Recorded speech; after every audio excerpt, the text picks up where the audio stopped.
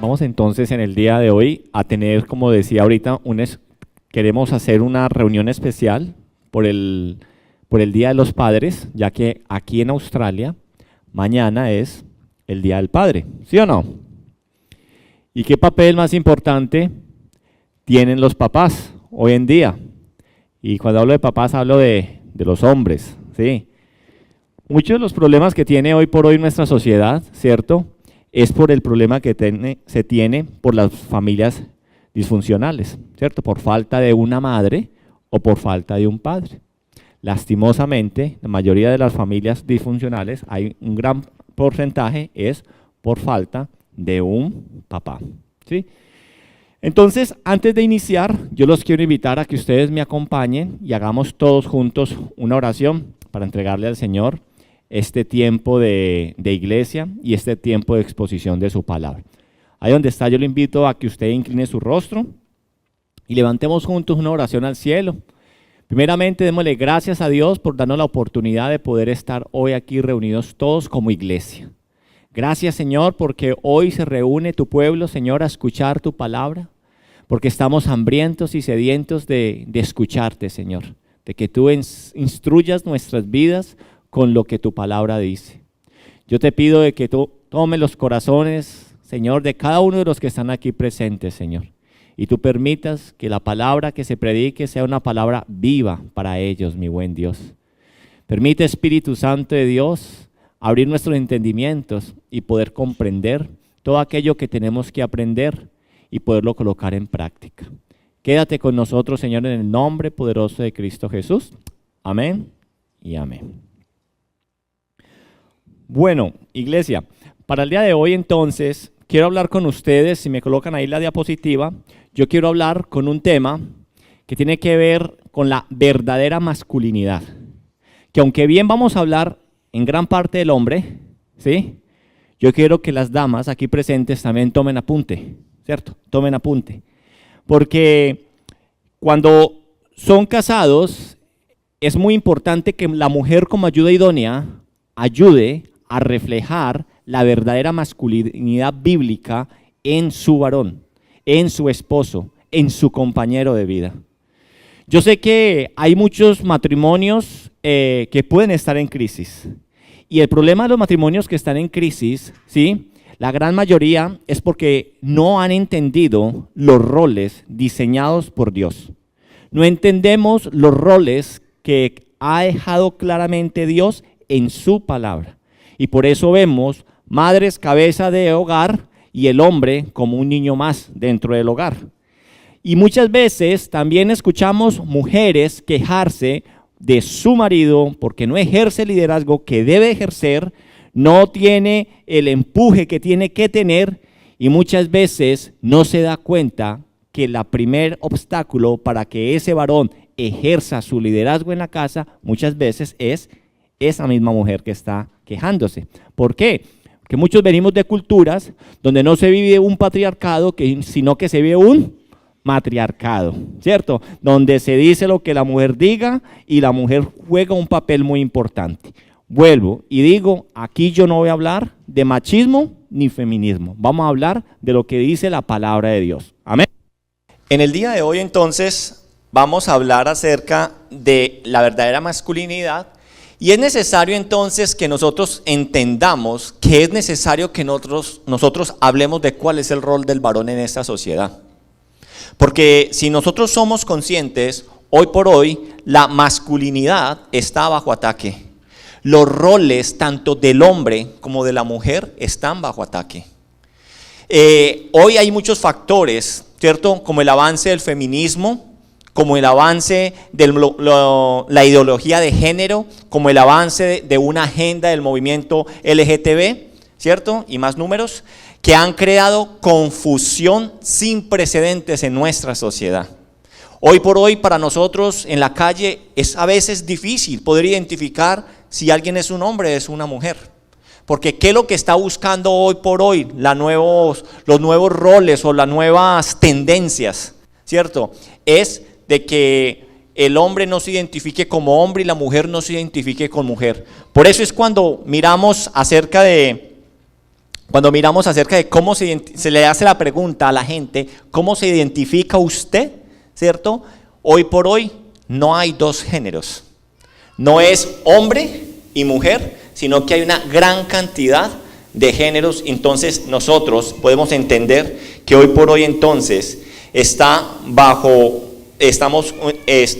en una confusión sin precedentes y nos es necesario recordar cuál es el diseño y cuál es lo que Dios ha creado desde el inicio.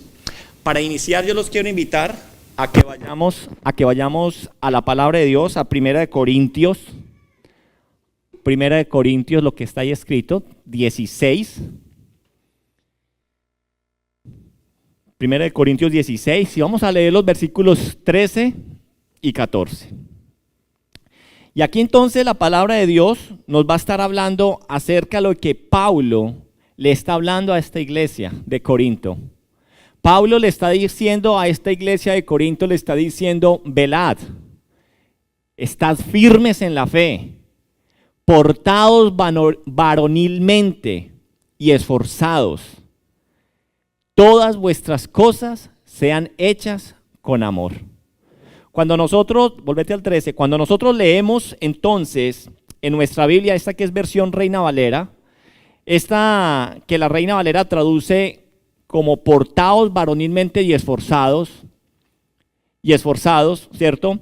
Nosotros, cuando nosotros vamos a qué traduce esta frase o qué significa esta frase, si yo les digo cómo es comportarse varonilmente, ¿sí? Y yo sé que si yo les digo cómo es comportarse varonilmente, entonces uno dice, ¿cómo se comportan los varones?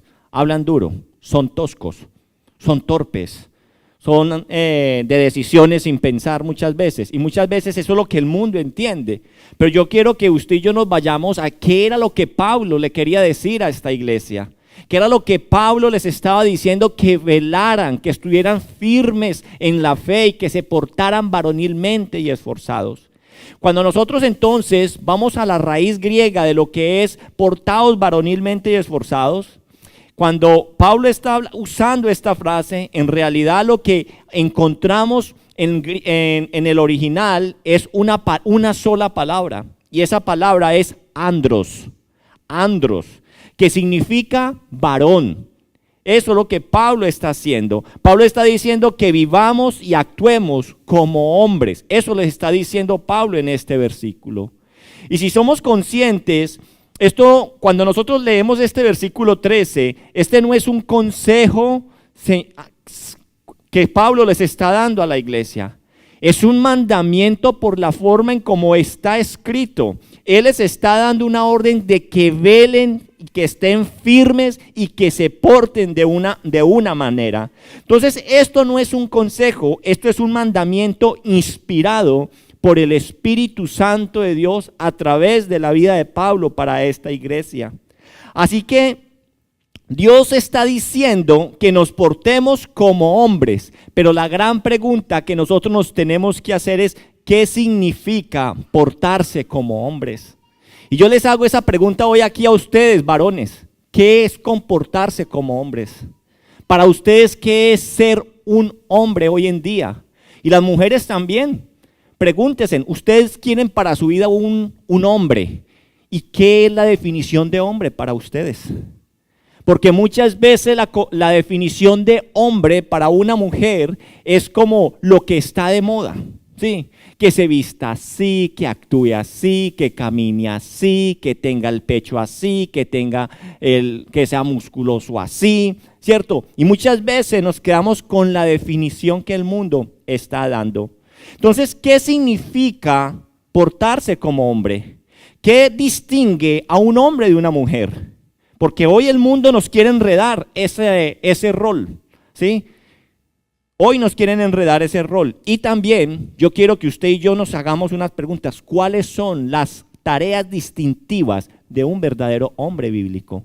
¿Cuáles son las tareas de un verdadero hombre? ¿Sí? Entonces, iniciemos pues a profundizar un poco en el asunto que Pablo nos está hablando aquí, y profundizando en esa palabra que él está usando de portaos varonilmente o pórtense como hombre, identifiquemos cómo usted y yo, el Señor nos quiere hoy enseñar qué es comportarse como un hombre. Cuando nosotros analizamos este versículo que está aquí y vemos esta frase, portados varonilmente, cuando usted y yo vamos y miramos en el Nuevo Testamento, que es desde los Evangelios, desde Mateo, Marcos, Lucas, Juan hasta Apocalipsis, ¿cierto? En el Nuevo Testamento no aparece en ninguna otra parte una cita como esta, de portados varonilmente. No lo hay, no hay esta palabra original, andros. Sin embargo, cuando usted y yo vamos al Antiguo Testamento, sí vamos a encontrar varias referencias. O sea que cuando Pablo está usando portados varonilmente, Pablo está extrayendo el significado de cuando el Señor en el Antiguo Testamento le habló a hombres, le habló a su pueblo de cómo era portarse varonilmente y esforzadamente. Por eso entonces cuando usted y yo vamos al Antiguo Testamento y usted, ¿cuál es la traducción del Antiguo Testamento que usaba en la época de Jesús? La Septuaginta. La Septuaginta era la Biblia que ellos tenían en ese momento del Antiguo Testamento. Era la versión oficial que se usaba en la época de Jesús y en la cuales los apóstoles del primer siglo manipulaban y usaban para decir, o sea, cuando Pablo citaba esto o citaban el Antiguo Testamento, estaban citando la Septuaginta que ellos tenían. Entonces, esta expresión en el Antiguo Testamento sí aparece varias veces el portado varonilmente. Así que yo los invito a que usted y yo hoy demos un vistazo a algunos de esos tantos versículos que podemos encontrar en el Antiguo Testamento para que entendamos realmente qué nos quería decir Pablo cuando habla de portarnos varonilmente. ¿Vamos hasta ahí bien? Entonces, así que cuando vamos a la Septuaginta y miramos los diferentes versículos y analizamos los versículos, vamos a encontrar tres marcas distintivas de la verdadera masculinidad. Ahí está la diapositiva para los que toman nota y para que ustedes se vayan guiando. Vamos a ver tres marcas distintivas que podemos encontrar en estos versículos acerca de que tiene un verdadero hombre. Ahí está la diapositiva, ¿sí está? Entonces, la primera, tres marcas distintivas de la verdadera masculinidad, vamos a ver entonces la primera de ellas. La primera de ellas, si usted lo ven ahí claro o no lo ven. Entonces, la primera es una confianza inquebrantable de la presencia de Dios en nuestras vidas. Esa es la primera característica cuando nosotros empezamos a analizar cuando el Antiguo Testamento usa el portarse varonilmente. Mire, por ejemplo, Deuteronomio 31, 6 y 8. Cuando dijimos portados varonilmente, ¿cuál era la palabra que traduce eso? Andros, ¿cierto? Que quiere decir hombre. Entonces, cuando Deuteronomio 31, a partir del versículo 6 dice, en la Nueva Traducción Viviente, dice, Moisés les dijo al pueblo, sed firmes o ser fuertes y valientes. O sea, en esto que acabamos de leer nosotros, la Septuaginta está diciendo, ¿cierto?, que Moisés usó la palabra andros, que quiere decir lo mismo que estamos viendo en 1 Corintios. ¿Correcto hasta ahí? Entonces, Pablo está usando la misma palabra que usó Moisés en Deuteronomio 31, ¿sí? ¿Y qué dice entonces? Ser firmes y valientes, no temáis ni os aterroricéis ante ellos, porque el Señor vuestro Dios va con vosotros. Entonces, Moisés aquí le está hablando ¿a quién? Al pueblo que ya va a entrar a la tierra prometida. Moisés ya va a morir. Moisés está dando sus últimos consejos y los consejos que Moisés le está dando a su pueblo, les está diciendo esforzados, cobrad ánimo, sed firmes, ser valientes, no temáis, no se aterroricen ante las personas que se van a encontrar en la otra tierra, porque el Señor vuestro Dios va con vosotros. En otras palabras, entonces lo que estamos leyendo aquí es: pórtense como hombres, que Dios estará con ustedes.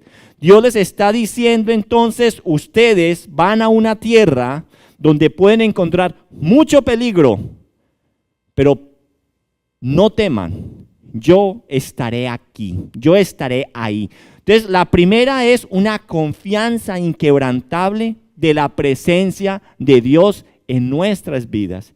Y si usted lee más abajo en el versículo 7, de ahí, Moisés, luego de que Moisés le habló al pueblo, Moisés le va a hablar ¿a quién?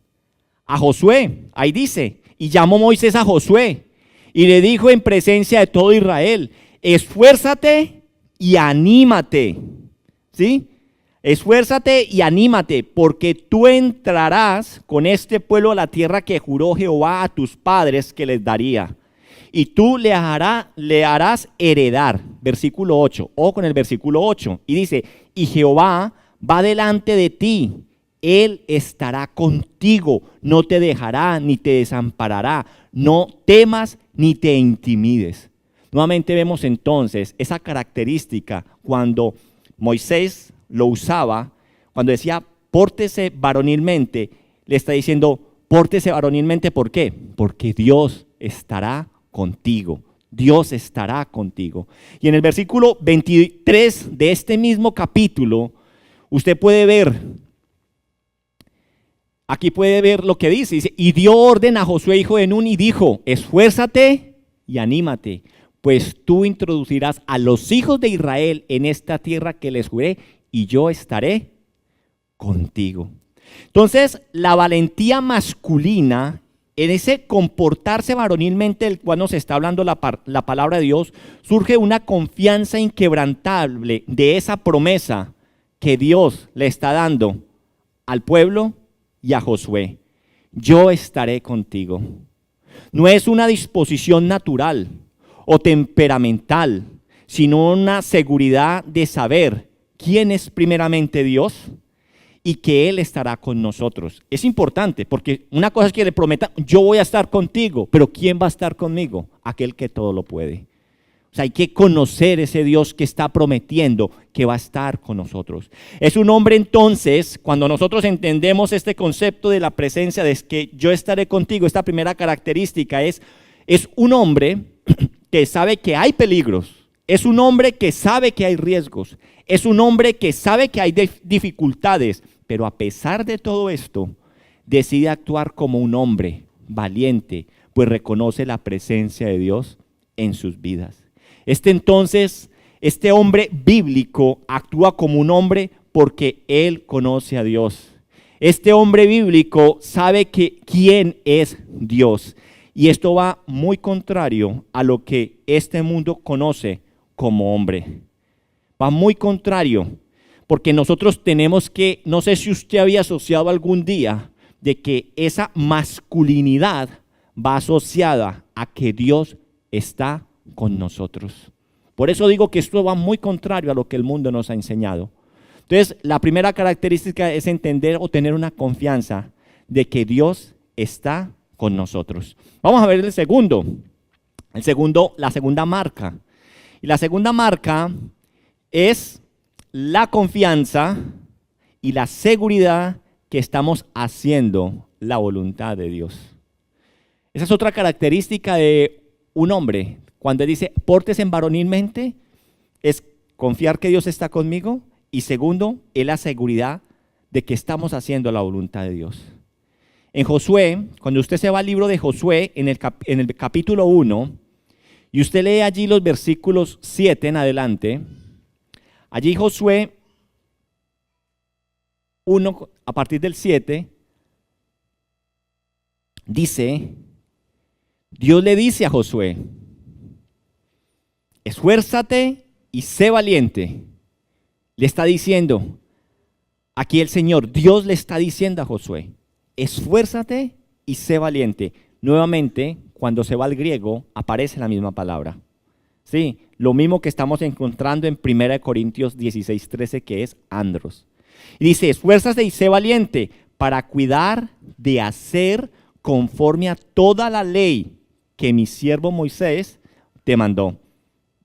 Medita en ella de día y de noche, porque entonces harás prosperar tu camino. Entonces, esta exhortación no es solo porque él va a poseer una tierra. Esta exhortación que Dios le está diciendo a Josué es: esfuérzate y sé valiente, es porque él debe ser hombre para poder obedecer a Dios, para poder hacer la voluntad de Dios. Uno tiene que ser muy hombre, muy valiente para poder hacer la voluntad de Dios. Porque es que hacer la voluntad de Dios nos cuesta. ¿O es que es muy fácil hacer la voluntad de Dios? Muchas veces hacer la voluntad de Dios en el mundo en el que hoy vivimos nos da cobardía, nos da miedo que nos rechace, nos da miedo que nos tilden de religiosos, nos da miedo que nos tilden de locos, ¿sí? Nos da miedo que nos tilden de fanáticos. Entonces hay que ser muy hombre, muy valiente para poder hacer la voluntad de Dios. Y ese es el ejemplo que nosotros vemos, por ejemplo, en José. ¿Se acuerdan de José, el hermano que vendieron sus hermanos? Tuvo que ser muy valiente para no ceder ante las tentaciones de la mujer de Potifar. ¿Sí ve? ¿Se acuerdan cuando los que saben la historia de José, que la mujer de Potifar quería acostarse con José? Y no lo hizo una vez, lo hizo varias veces. Y la última vez dice que él estaba tomando un baño, dice que lo asió por las ropas, o sea, lo cogió desnudo. ¿Y qué hizo José? Salió corriendo. Hay que ser muy valiente, ¿sí o no, caballeros? Al ver una dama al frente desnuda pidiendo semejante favor, tiene que ser uno un hombre temeroso de Dios. Uno tiene que conocer que Dios está con nosotros, que Dios está ahí. Hay que reconocer, uno tiene que ser muy valiente para decirse a uno mismo no. A eso es lo que el Señor le está diciendo. Sé valiente. Porque ¿qué le está diciendo? Para que hagas conforme a toda la ley que Moisés te ha ordenado. O sea, lo mismo que yo le dije a Moisés, lo mismo que usted tiene que hacer. Sea obediente. Hay que ser valiente para ser obediente. Entonces, Josué, volviendo a Josué, él no estaba de conquistador de tierras porque a él le placía. Él no era un Cristóbal Colón. Él estaba ahí porque él estaba haciendo la voluntad de Dios. Pues fue Dios quien le dio a Israel esta tierra como heredad. Era una promesa dada a su padre Abraham. Y Josué estaba ahí, ¿era por qué? Porque era un plan de Dios. Él no le plació irse a conquistar tierras. Y para Josué, para poder poseer esa tierra, tanto la forma como los medios debían ser al modo de Dios, no al modo que a él le parecía o le placía, o a lo que a uno a veces le puede parecer bien. Todo debía cumplir los estándares legales de la ley moral de Dios. Para Josué no existía el lema de que el bien justifica los medios. Él tenía que hacerlo a la forma de Dios. Dios, era ahí una ayudita. Pues habría entonces en él una mente acusadora. Y no hay nada más que nos haga sentir menos hombres que una mente acusadora, una conciencia que nos acusa. ¿Sí? Usted ha visto, nos volvemos ¿qué? Blandengues. ¿Sí? Como dice por ahí el dicho, como si tuviéramos rabo de paja. ¿Sí? Entonces, la verdadera masculinidad debe descansar en la convicción de que estamos actuando dentro del marco de la voluntad de Dios. Y esto tiene que traer a nosotros ¿qué? Paz. ¿Correcto hasta ahí? Seguimos. Tercer ingrediente o tercer marca que podemos identificar cuando estudiamos en los versículos que aparece la palabra andros, que es hombre, cuando dice compórtese como un hombre. El tercero es confianza inquebrantable en el gobierno providencial de Dios. Es decir, ¿qué quiere decir eso? Tradúzcalo.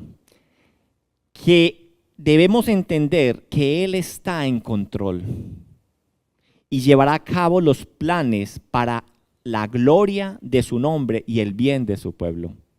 Si usted va a Josué 1, en el versículo 2, allí en ese libro nos va a decir algo a nosotros acerca de cómo podemos nosotros entender esto. Versículo 2 dice, mi siervo Moisés ha muerto. Ahora levántate y cruza este Jordán con todo el pueblo a la tierra que les doy. Cuando nosotros leemos esto, no hay duda aquí que aunque Moisés no está, Dios sigue gobernando. Dios sigue ejecutando su plan maravilloso. Él tiene el control absoluto a pensar de que Moisés, ese gran líder que sacó el pueblo de Egipto y estuvo con él 40 años por el desierto, ¿cierto? Aunque él no esté, Dios sigue gobernando y ejecutando su plan maravilloso.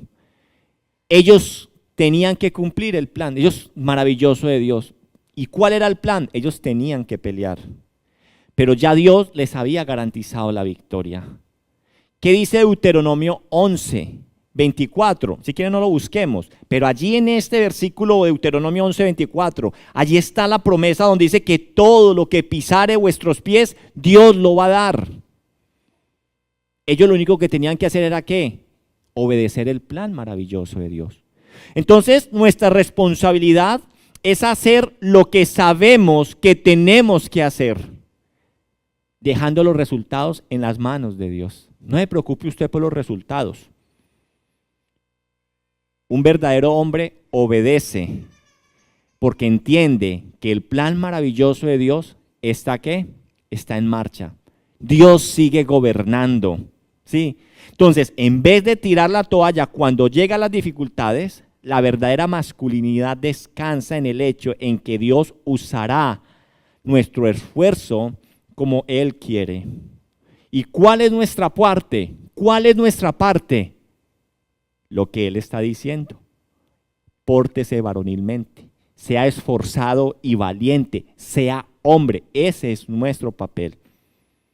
Pues ese es el ejemplo que nosotros encontramos en José, en David, en Nehemías, en Daniel, en Pablo, hombres que no estaban calculando sus movimientos, sino que entendían que al obedecer la voluntad de Dios, Dios se iba a encargar de los resultados. ¿Bien hasta ahí? Ahora bien, si yo les pregunto a ustedes, sean espirituales para la respuesta. Si yo le pregunto a ustedes, ¿cuál es el hombre más hombre que jamás hayamos conocido sobre la faz de la tierra? ¿Qué me van a responder ustedes? Jesús. Ay, hizo devocional esta mañana. Sí, Jesús. Sí. Cuando nosotros decimos quién es el hombre que puede encarnar la verdadera esencia de un hombre, Jesús. Porque Jesús es el reflejo de la masculinidad. Jesús es el mejor ejemplo de la verdadera masculinidad.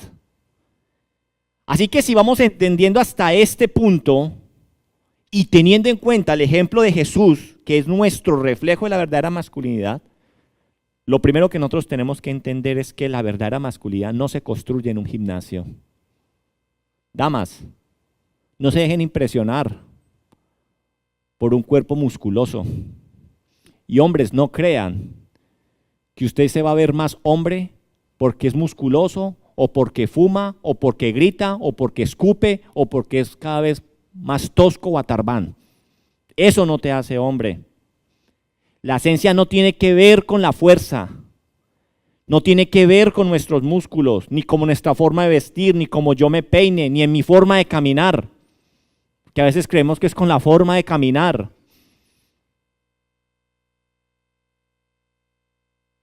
Porque usted puede hacer todo ese tipo de cosas y aún en su interior seguir siendo un niño. Seguir siendo un niño. ¿Usted no ha visto que a veces los más musculosos son los que uno habla con ellos y como que hay un bebé en ellos, porque creen que eso es lo que impresiona. Y ahí uno se da cuenta que es ¿qué? Vacío. Cuando uno se va a las mujeres, creen que es ser una mona peliteñida, 60, 90, 60, eso es ser una mujer. Erróneos, totalmente erróneo. Eso no refleja ni una mujer bíblica, ni esto que estamos hablando refleja un hombre, un verdadero hombre, una verdadera masculinidad. Entonces, podemos decir que la verdadera masculinidad crece en el terreno de una buena teología y en unas buenas convicciones bíblicas. Porque este hombre conoce a Dios a través de su palabra y por eso persevera en lo que Dios quiere hacer y actúa movido por convicciones y no por sentimientos, emociones y deseos. ¿Correcto? Resumo entonces, ahora con estas marcas que hemos estado viendo, estas 3 marcas, yo quiero que usted y yo brinquemos a Génesis 2 y 3. Teniendo en cuenta estas marcas, ¿cuáles son esas marcas? La confianza en la presencia de Dios, que estamos haciendo la voluntad de Dios y que Dios, confianza en la providencia de que Dios está gobernando. Con esas 3 marcas de qué es ser un hombre, ahora yo los quiero invitar que vayamos a Génesis 2 y a Génesis 3. ¿Y por qué vamos a ir a Génesis 2 y 3? Vamos a ir a Génesis 2, 3, porque allí, cuando miramos el libro de Génesis, específicamente los versículos 2 y el los capítulos 2 y el capítulo 3, encontramos el diseño original de Dios para el hombre ideal. ¿Y qué es eso? Un hombre antes de la caída. El diseño perfecto que él había realizado antes de caer en pecado. Entonces, aquí se delinea claramente la responsabilidad que el hombre debe asumir para personificar la verdadera masculinidad. Y vamos a revisar entonces, volvete a la diapositiva, qué pena. Vamos entonces a analizar también 3 responsabilidades que el hombre debe asumir con base al diseño original que Dios hizo en nosotros. ¿Vamos bien hasta ahí? No se me vayan a desconectar ni se me vayan a dormir. Y hombres, esta es la segunda parte. ¿Listo? Cuando nosotros hablamos de las responsabilidades, la primera responsabilidad que dice ahí la diapositiva, la primera responsabilidad que nosotros tenemos que entender es, la primera responsabilidad es con base a lo que leemos en Génesis 2 y 3, el hombre tiene una responsabilidad de cultivar y proteger el huerto como administrador. Ese fue la creación de Dios. Creó un hombre, lo colocó en un huerto para cultivarlo, proteger el huerto y ser el que dice, el mayordomo, el administrador. Ese fue el diseño de Dios. Si entendemos eso, entonces tenemos que entender que aquí donde nosotros estamos, nada de esto es nuestro. Pero cuando usted se muere, nada se lleva, porque es que usted no es el dueño. Aunque usted crea. Entonces, la peor mentira que nos puede meter el enemigo a nosotros es que usted es dueño de lo que tiene. Usted puede morir mañana, usted puede morir ahora. ¿Sí? Y es más, hay muchos que guardan ropa que es que para estrenarse más adelante, puede morir sin estrenar. ¿Sí o no? Entonces, esta responsabilidad de cultivar y proteger el huerto como administra Dios, Dios le dio al hombre recién creado una responsabilidad de cultivar y proteger el huerto del Edén. Desde el primer día de la creación, cuando Dios hizo a Adán y fue colocado en el huerto, Él lo colocó como ¿qué? Como un administrador, como un mayordomo de Dios en la tierra. ¿Mayordomo de quién? De Dios en la tierra. Tenía un trabajo que hacer, ¿para quién? ¿Para la gloria de quién? De Dios, aquel que lo puso. Tenía un trabajo que hacer para aquel que era el dueño. ¿Que era quién? Que era Dios. Y también tenía un trabajo que hacer para la gloria de Dios y el beneficio, y para el beneficio también del jardín entero. Cuando vemos Génesis 2.15, ¿me regalan agüita, por favor? Qué pena. Muchas gracias. Génesis 2.15, cuando usted ve Génesis 2.15, Génesis 2.15 nos dice a nosotros, nos dice que tomó pues Jehová Dios al hombre y lo puso en el huerto del Edén para que lo labrara y lo guardase. La primera tarea, la primera responsabilidad que el hombre tuvo, lo creó y lo colocó en el Edén para labrar y para guardarlo, para cuidarlo. Adán necesitaba el jardín y el jardín necesitaba de Adán. Sí, había una armonía completa en la creación. Sí. Adán fue puesto allí para sacarle provecho a la tierra. Adán fue puesto allí porque él tenía sobre sus hombros una responsabilidad muy grande y era la responsabilidad de gobernar sobre la tierra, de proteger el jardín, proteger sus habitantes presentes y futuros, no solamente él, sino también los futuros. Las plantas del huerto estaban a su disposición, pero la cosecha necesitaba de su trabajo. La cosecha necesitaba de su trabajo. Y es por eso que después de la caída, Adán fue castigado. En Génesis 3, 17 al 19, no lo vamos a ver, nos dice a nosotros cuál fue el castigo. Y muchas veces nosotros por la ignorancia y por no estudiar o profundizar, muchas veces nosotros decimos que, Señor, Dios no maldijo el trabajo. ¿Qué fue lo que se maldijo? La tierra. La tierra fue la que se maldijo. Dijo que ya no iba a producir a la cantidad, sino que con el sudor de la frente era que lo iba a sacar. Primero era ahí, naranjas, va con naranjas. ¿Sí? Papa, lo que fuera, estaba toda a su disposición. El huerto dice, la cosecha, o sea, la cosecha necesitaba de Adán. No tenía que hacer ningún esfuerzo. A raíz de la caída entonces, el trabajo sí adquirió una connotación que no había tenido. ¿Y cuál es la connotación que tomó el trabajo? Que iba a ser duro. El trabajo tomó una connotación y se iba a complicar la forma de cómo usted iba a trabajar. ¿Correcto hasta ahí? Entonces hablemos un poco de esta tarea en nuestros días.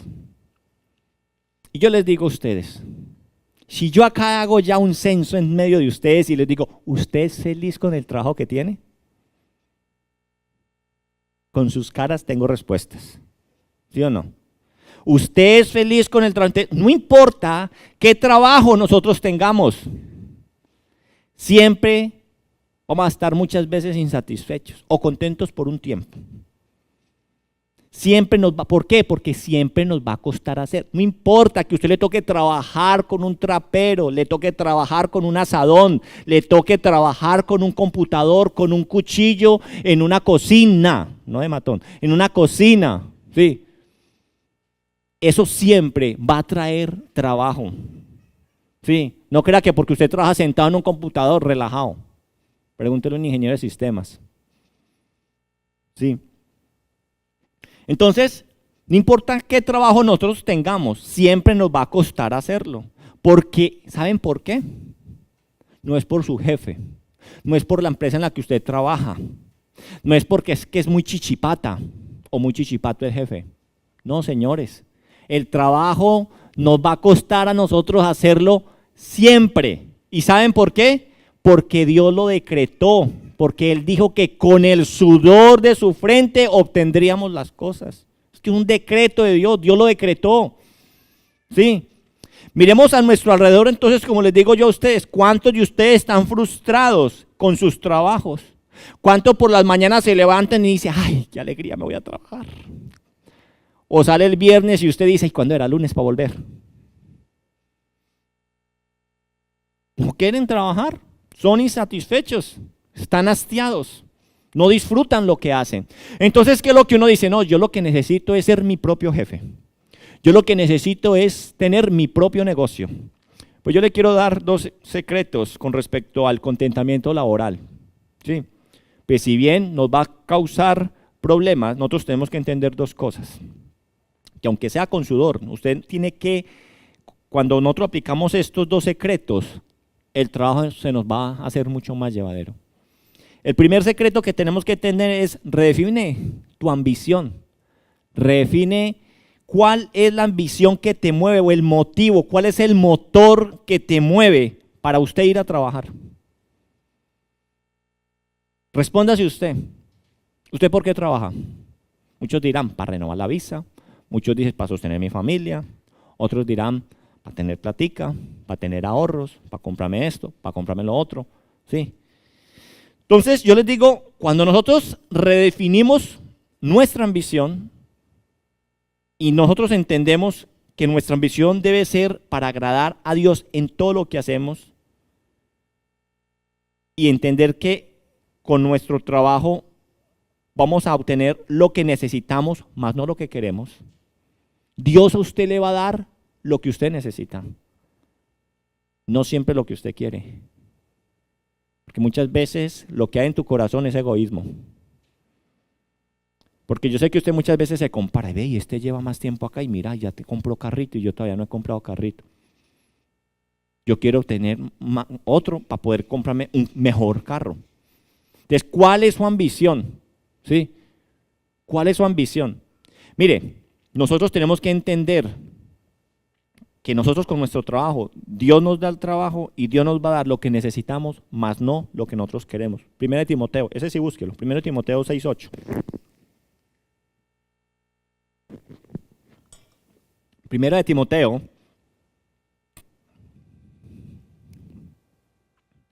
dice, así que teniendo sustento y abrigo, estemos contentos con esto. Señores, entendamos esto, señores y señoras. Con que usted tenga sustento y abrigo, estemos contentos. ¿Se acuerda cuando estudiamos el Padre Nuestro? Danos el pan de cada día. Lo que pasa es que nosotros trabajamos por el pan de hoy, mañana, pasado mañana y pensando en el futuro que para poderme sentar cuando tenga tantos años porque yo no voy a trabajar como un burro toda la vida. Ahora estoy diciendo, no le estoy diciendo que no planifique, planifique. ¿Sí me hago entender?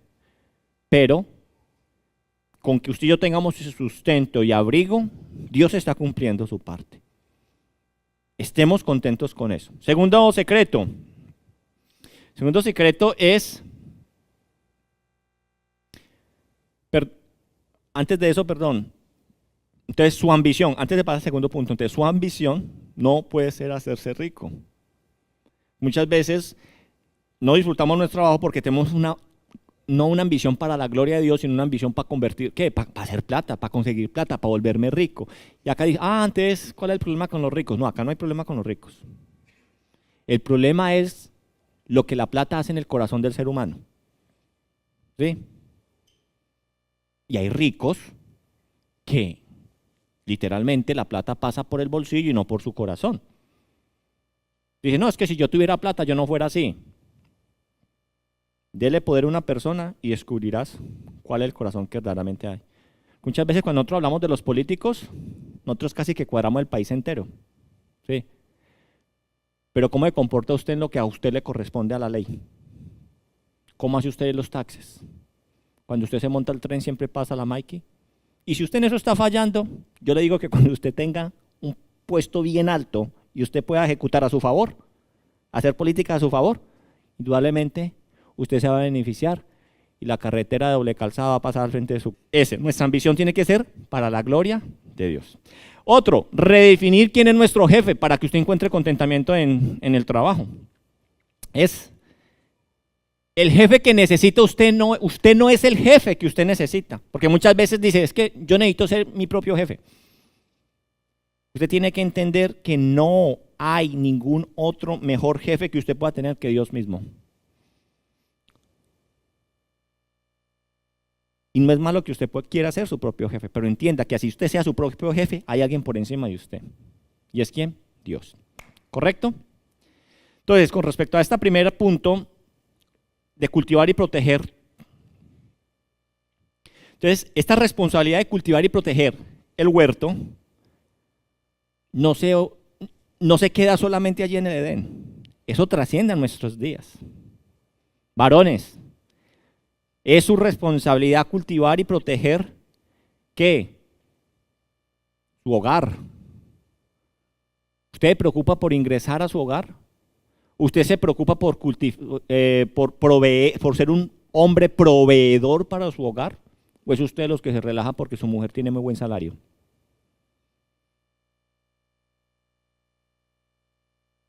¿Qué dice 1 Timoteo 5:8? 1 Timoteo 5:8 nos dice a nosotros algo. Y dice, porque si alguno no provee para los suyos y mayormente para los de su casa, ha negado la fe y es peor que un incrédulo. Usted puede tener aquí una cara de ángel, pero si usted es una persona tirada en las petacas, yo le digo que usted no está reflejando el hombre bíblico. ¿Te imagina Dios detrás de Adán diciéndole colóquele pues nombre a los animales? Cultive, haga, mueva. No. ¿Qué fue lo primero que Adán hizo? Colocarle nombre a los animales, ¿sí o no? ¿Qué es lo que primero uno como padre hace cuando dice estamos en embarazo? Ay, ¿qué nombre le vamos a colocar? ¿Sí? Ese es nuestro rol, nuestra tarea. Entonces, nosotros tenemos que proveer, tenemos que ser proveedores, ¿cierto? Y eso tiene que incluir que nuestro hogar, nuestra comunidad, proveer para su hogar, proveer para su comunidad y proveer para su iglesia, porque la iglesia es el núcleo que Dios está usando para formar los creyentes. ¿Correcto hasta ahí? Entonces, no puede haber hombres perezosos. No puede haber hombres tirados en las petacas, ni mujeres alcahueteándole la pereza de ir sentado viendo televisión todo el día. ¿Sí? Tan lindo es que sea tan hermoso ahí sentado, jugando a sus videojuegos. Puede ser ya un barbado grande, barrigón, y metido en la casa jugando videojuegos, y la mujer llevando la responsabilidad. No, señores, ese no es el diseño. Ese no es el diseño. La mujer puede trabajar, sí, pero la responsabilidad de proveer para su casa es suya. Vamos a brincar al segundo. Segunda responsabilidad. Administrar la palabra de Dios. Administrar la palabra de Dios. Y ojo que aquí sí fallan los hombres, pero a cantidades. ¿Sí o no, Leonard? ¿Sí? Ya es que se me está quedando dormido. Administrar la palabra de Dios. Dios también le otorgó a Adán la tarea de administrar su palabra. Aunque estaba solo cuando recibió la instrucción divina, estaba implícito que sería de su responsabilidad transmitir fielmente a su futura esposa e hijos las instrucciones que Dios le había enseñado o le había dado. Si usted se va a Génesis 2, 16, 17, en la palabra de Dios nos dice a nosotros en Génesis 2, 16, 17, y dice así: y mandó Jehová Dios al hombre diciendo, de todo árbol del huerto podrás comer, mas del árbol de la ciencia del bien y del mal no comerás, porque el día que de él comieres, ciertamente morirás. Mire, Dios instruyó a Adán sobre qué árboles podía comer y de cuál debía él evitar. Entonces, Adán como profeta y sacerdote de su hogar, tenía el deber de comunicar y de mantener la palabra de Dios. Por eso, si somos conscientes, cuando Dios le dice esto a Adán, se me metió Abraham, cuando Dios le dice esto a Adán, la mujer no había sido creada. Miren sus Biblias, la mujer es creada más abajo. Él le instruyó a Adán, dice, de todo coma, de esto no. Esa fue la instrucción divina, por el momento que le dio. Lo más sencillo, una sola norma. Era la única que no tenía que infringir y fue la única que infringió. ¿Sí? Entonces, cuando Eva es tentada por la serpiente, ¿ella qué responde a la serpiente? Ella le responde a Dios, ella responde, Dios dijo que este árbol no podía comer. ¿Por qué lo sabía? Si ella no estaba cuando la instrucción fue dada. Entonces Adán estaba haciendo su tarea. Adán entendía que tenía que pasar a su esposa y generación la palabra de Dios, las instrucciones de Dios. Y eso fue lo que él dijo. Ahora bien, esto se traduce hoy en que los hombres que se portan varonilmente según la palabra de Dios deben crecer en el conocimiento bíblico y ser capaces de enseñar y de guiar a sus familias y comunidades según los principios de la Escritura. El papá tiene la tarea de enseñar la palabra de Dios al interior. Y seamos conscientes, ¿quiénes son los más juiciosos en la iglesia? Las mujeres. Vamos a orar, vamos a hacer, y el papá no quiere, porque el papá cree que lo suyo es tomar cerveza, jugar billar, estar frente al televisor, ver fútbol, cuadrar juegos con los amigos, pero estudiar la palabra de Dios, no, mija, eso es para usted. Eso es para usted. En nuestro interior de la cultura en la cual nosotros venimos, creemos que los que tienen que ser rezanderas son las mujeres. El hombre no, el hombre tiene que trabajar. Y lo peor es que ni trabajan ni buscan de Dios. Entonces nos tenemos que hacer unas preguntas. ¿Está usted leyendo la palabra de Dios diariamente para que usted instruya en su casa? Usted no sabe que los dolores de cabeza que muchas veces sus hijos les va a presentar es porque usted nunca les enseñó lo que la palabra de Dios decía con respecto a eso que está enfrentando. Tenemos que enseñar, padres, tenemos que enseñar la palabra de Dios. Mire, el pastor que vino en Semana Santa, Pastor Carlos Ríos, él habla, nosotros tenemos un periodo muy pequeño en el cual poder nosotros impactar en la vida de nuestros hijos. ¿Hasta qué edad más o menos? 12 años, decía.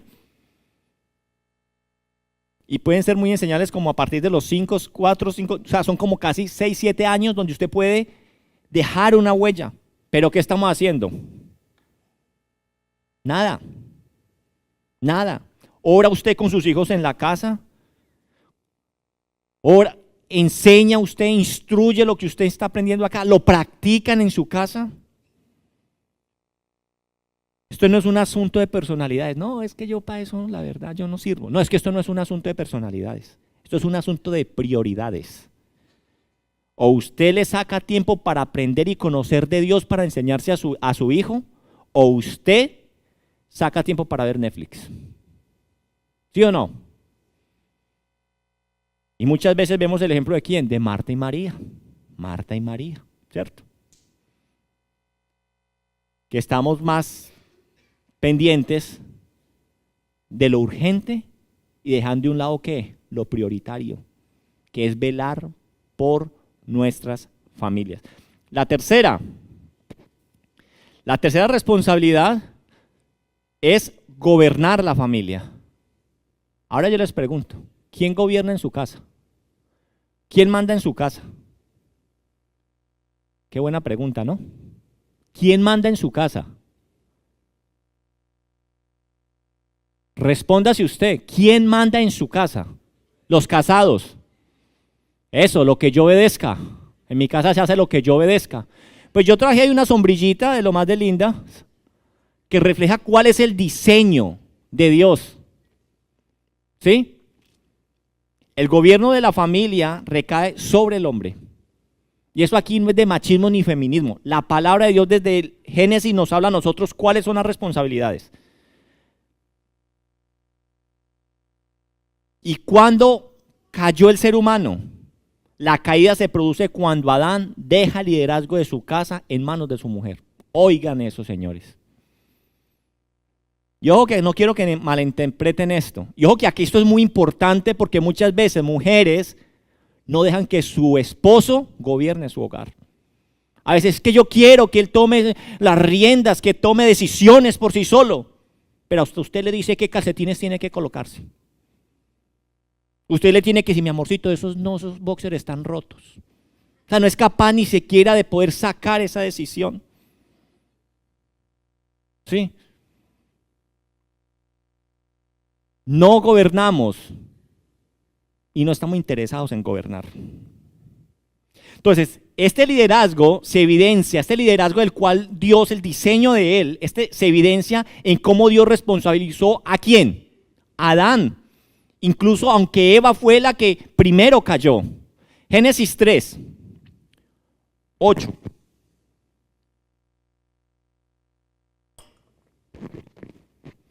Génesis 3, 8 al 12, vamos a leer hasta el 9, dice: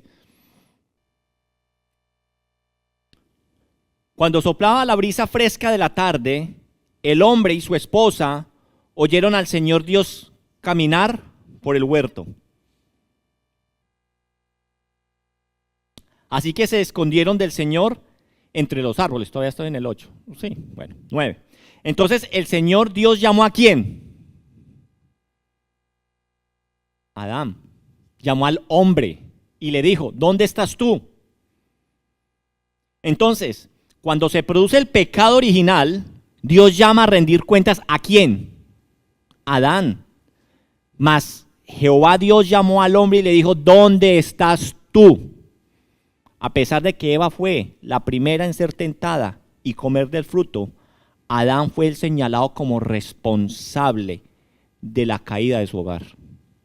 Adán. Y eso lo tienen que entender ustedes, damas.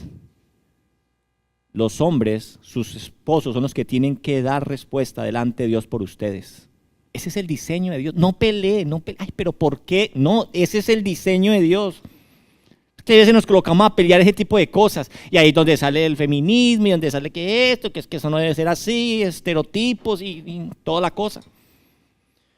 Entonces, Adán debió guiar a su mujer. Debió protegerla del ataque del enemigo. Él era la cabeza del hogar. Y por eso él tuvo que rendir cuentas delante de Dios. Él era el que estaba cuidado de ella. Su pecado consistió en no mantener su liderazgo de su casa al escuchar la voz de su mujer en algo que evidentemente iba contrario a la voluntad de Dios. Versículo 17 del 3 dice, ahí mismo el 17, dice, el hombre dijo, y al hombre dijo, por cuanto obedeciste a la voz de tu mujer. Entonces, Adán, ¿qué le está diciendo ahí el Señor? Adán, tú pecaste, Adán, tú claudicaste en el gobierno de tu casa. Y eso trae una desgracia para toda la humanidad, porque invirtieron los roles del diseño de Dios. Adán, usted no tenía por qué escuchar a su mujer, usted tenía que escucharme a mí. Así como usted me escuchó a mí y transmitió el mensaje a su esposa, ese era el diseño. Pero usted quiso prestarle más atención a las palabras de su esposa que a lo que Dios mismo había dicho.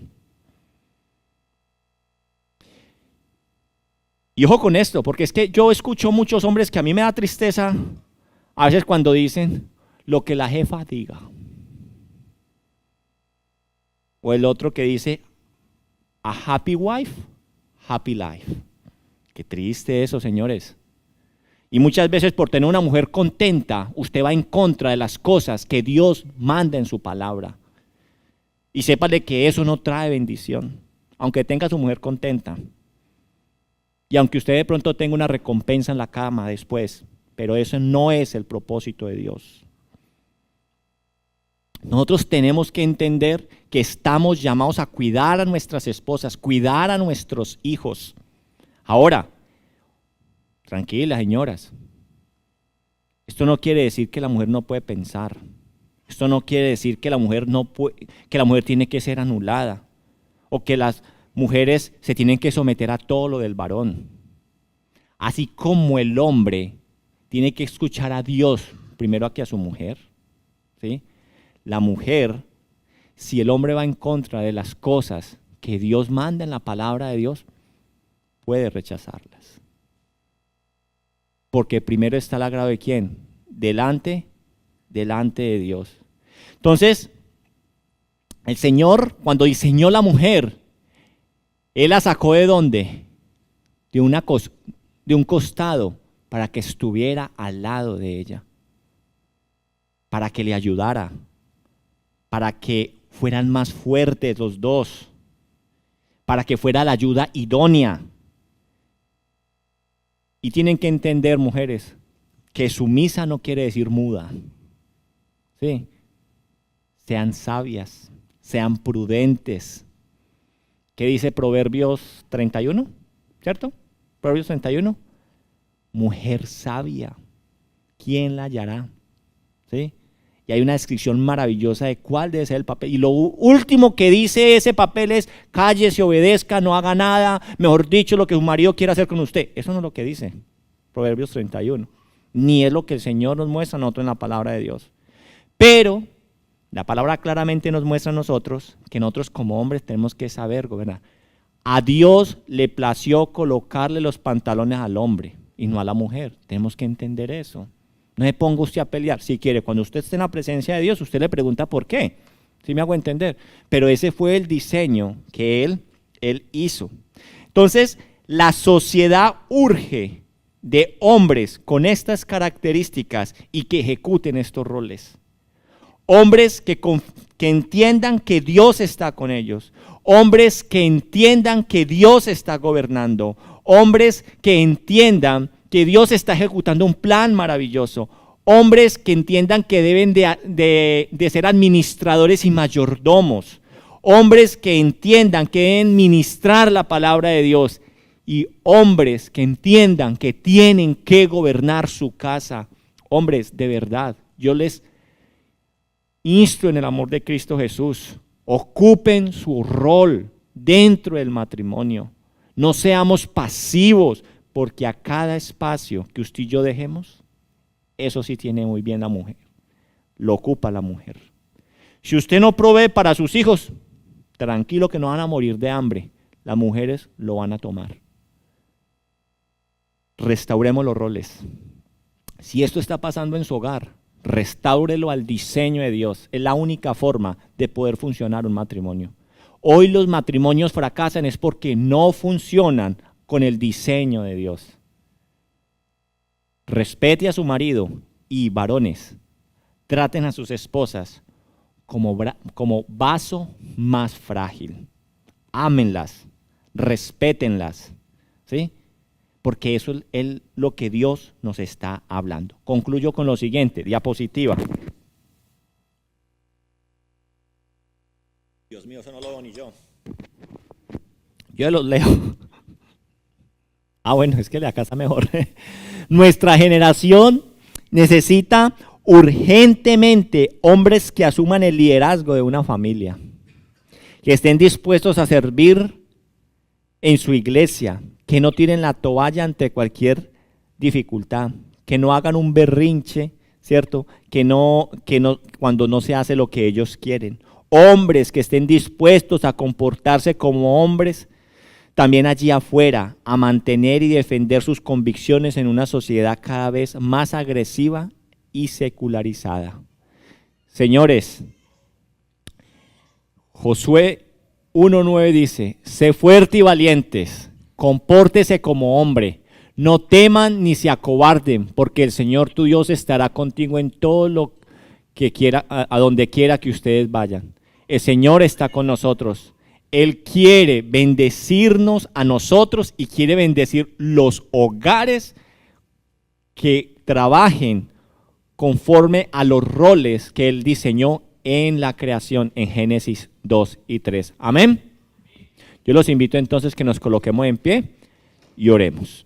Señor Dios, gracias te damos, Padre, por tu palabra en el día de hoy. Yo te pido, Señor, que tú nos ayudes a ser esos hombres conforme a tu propósito. Enséñanos, Señor, a verdaderamente identificar, mi buen Dios, que cuando tú nos mandas en tu palabra, Señor, a que nos comportemos como hombres, tú quieres primeramente que nosotros entendamos que un verdadero hombre entiende que Dios está con él. Entiende que un hombre entiende que la presencia de Dios está en todo y a donde quiera que nosotros vayamos. Ayúdanos, Dios, a comprender en este día de Dios, en este día, que nosotros estamos llamados a hacer tu voluntad, que tenemos que ser esforzados, que tenemos que ser valientes para poder obedecer a lo que tú nos mandas en tus ordenanzas. Ayúdanos, Señor, a entender que tú no estás improvisando en nuestras vidas, que tú estás haciendo tu voluntad, mi buen Dios, que tú no nos hemos caído de tus manos, Señor. Y ahora yo oro, Señor, por los hombres aquí presentes, por los que ya tienen un hogar, Señor, por los que desean tener un hogar, que entiendan, Señor, que estamos llamados a cumplir esos roles, Señor, que tú has diseñado desde el día de la creación, Señor. Hombres que entiendan que están llamados a ser mayordomos, hombres que están llamados a proveer para su casa, hombres que verdaderamente entiendan que son hombres y no niños. Señor, ayúdanos a que hoy tanto hombres como mujeres entiendan cuáles son sus roles en esta sociedad, mi buen Dios. Que entendamos, Dios, que tú tienes un papel para cada uno de nosotros y tú nos has llamado, Señor, también a nosotros como varones a poder transmitir tu palabra al interior de nuestro hogar. Yo te pido, Dios, que tú permitas, Dios, que cada hombre que aquí hay entienda que debe liderar su casa, que debe ser de ejemplo para su hogar y que debe de entender que debe cuidar de sus esposas como vaso más frágil, Señor. Gracias te doy por todos estos hombres que hoy están aquí. Llévales a ser apasionados por ti, a conocerte más, a que profundicen, Señor, en tu conocimiento y que puedan ser utilizados, Señor, para la gloria y la honra tuya, Dios. Bendice a los que son padres, Señor, que mañana se celebrará el Día del Padre en este país. Gracias, Señor, porque ha sido el deseo de muchos y les has dado una responsabilidad. Papá, usted que es un papá, entienda qué responsabilidad tiene usted sobre la vida de ese hijo que Dios le ha dado. Pídele a Dios sabiduría para usted poder comprender cuál es el rol que usted tiene que desempeñar en la vida de esa criatura que Dios le ha dado. Impacte positivamente como debe de ser, como la palabra manda, no como este mundo manda. No se deje impregnar por lo que este mundo dice. No se deje impregnar por el libertinaje que este mundo quiere dar. Señor, ayúdanos a comportarnos como tú nos mandas en tu palabra, Señor. Te doy gracias, Dios. Te pido que bendigas, Señor, esta iglesia. Bendice, Señor, las familias. Bendícenos, Señor, y que tu Espíritu Santo siempre esté con nosotros en el nombre poderoso de Cristo Jesús. Amén y amén. Denle un fuerte aplauso a Dios.